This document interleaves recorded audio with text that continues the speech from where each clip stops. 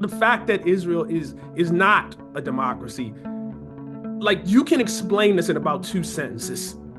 It is not like, and then that was like the biggest surprise. Like I guess when people said it was complex, and people make like this is morally complex or whatever, like that's what I thought. I thought I was gonna go over and see some, really morally complex, but I didn't. I mean, it was so obviously immoral. It is blatantly immoral, like blatantly, and I think the argument that it's not is extremely hard to make, and the shadow of that to me is that when you make it, people don't say this is not happening.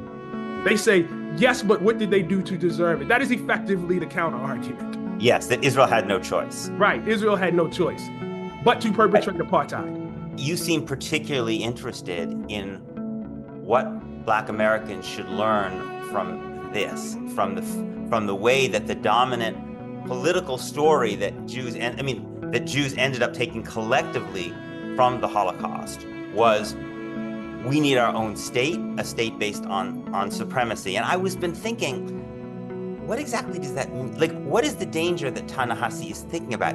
It is immensely troubling. And I wanted to sit in this tension and in this trouble to accept that a group of people can suffer from existential collective punishment, that can suffer from industrialized genocide, which itself is the climax of centuries of oppression, of pogroms, ethnic cleansing, mass murder, other genocidal violence, and say that that legacy is now attached to a state that is pursuing similar violence against another group of people.